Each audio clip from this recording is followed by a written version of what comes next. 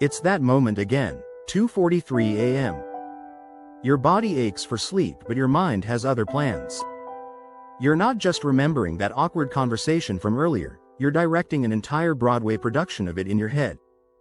Rewriting your lines, imagining better comebacks, your heart pounding as if you're back in that moment. Meanwhile, tomorrow's responsibilities parade through your mind like a relentless marching band. Did I attach the right file? What if they think I'm incompetent? Why did I phrase it that way? This isn't just overthinking, this is your brain's security system stuck in overdrive. Recent studies from Cambridge University reveal that the average person spends nearly 4 hours daily lost in these mental loops. That's 60 full days each year, 2 entire months, trapped in imaginary scenarios that either never happen or can't be changed. The mental toll is staggering. Increased cortisol levels, impaired decision-making, and what psychologists call analysis paralysis, where we become so overwhelmed by options we choose nothing at all. But here's what most people miss. Your tendency to overthink is actually a remarkable evolutionary gift that's simply misfiring. That same hyper-analytical mind that tortures you with what-ifs contains the seeds of profound wisdom and creativity. The challenge isn't to silence your thoughts, but to transform your relationship with them. As we'll explore today, the latest neuroscience and timeless wisdom from leading psychologists reveal how to make this shift. Our brains developed this overthinking tendency through millions of years of evolution, and understanding this origin story is crucial for change. Imagine our ancestors on the African savanna. The individuals who survived were those who could anticipate multiple threats: predators, rival groups, food shortages. Their brains became prediction machines, constantly scanning for danger. Dr. Judson Brewer, a neuroscientist and author of Unwinding Anxiety, explains that this creates a vicious cycle. Uncertainty triggers anxiety, which leads to overthinking, which creates more anxiety. His brain imaging research shows how overthinking actually strengthens the neural pathways that make future overthinking more likely. It's like wearing a path through tall grass. The more you walk it, the more defined it becomes. This is where Michael A. Singer's book, The Untethered Soul, offers transformative insight. He describes how we've become the roommate who won't shut up in our own minds. But the crucial revelation is this: you are not your thoughts. You are the awareness that observes those thoughts. Modern neuroscience confirms this distinction. The simple act of noticing your overthinking, without judgment, already starts rewiring your brain's response. In his book, The Worry Trick, psychologist David Carbonell explains how worrying actually tricks us into believing we're solving problems when we're just spinning our mental wheels. His research shows that 85% of what we worry about never happens, and of the remaining 15%, most people handle the situations far better than they anticipated. Overthinking creates the illusion of productivity while systematically eroding our mental health and decision-making capacity. Harvard researchers recently conducted a fascinating study where they tracked participants' decision-making processes. They found that beyond the first few minutes of consideration, additional analysis didn't lead to better decisions, just more stress and dissatisfaction. The sweet spot for most decisions was between 30 seconds and 2 minutes of deliberation. Joseph Nguyen's book, Don't Believe Everything You Think, offers a powerful metaphor that builds on this research. Thoughts are like weather patterns moving across the sky of our awareness. Some are sunny and clear, others dark and stormy, but they all pass. The problem comes when we mistake these passing mental events for absolute truth rather than recognizing them as temporary neural activity. Consider how differently we treat physical sensations versus thoughts. If your stomach growls, you don't assume it's delivering an important message. But when your mind serves up, they probably don't respect you. You treat it as valuable information requiring immediate attention. Psychologists call this cognitive fusion, when we get stuck to our thoughts like Velcro.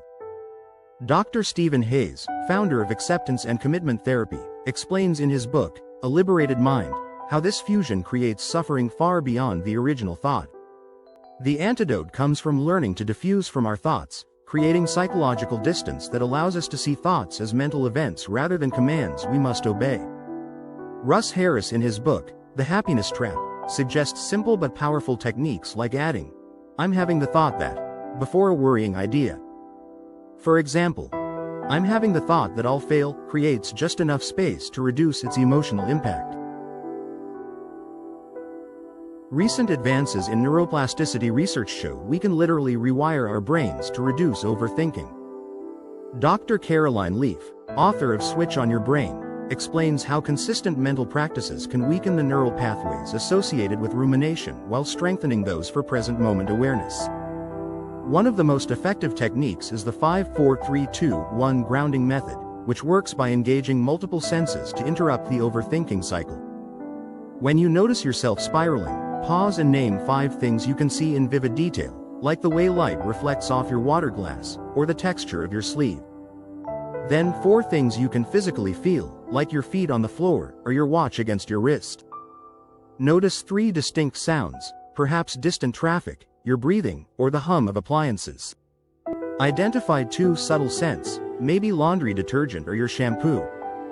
Finally, focus on 1 taste in your mouth, maybe coffee or toothpaste. This isn't mere distraction, it's neural retraining. Neuropsychologist Dr. Rick Hanson, author of Hardwiring Happiness, explains how such practices activate the brain's prefrontal cortex, which is responsible for rational thought, while calming the amygdala, the fear center. His research shows that just 20 to 30 seconds of fully focused sensory awareness can significantly reduce anxiety. Another powerful strategy is scheduled worry time, which paradoxically reduces overall anxiety by containing it. Set aside 15 minutes each day specifically for worrying.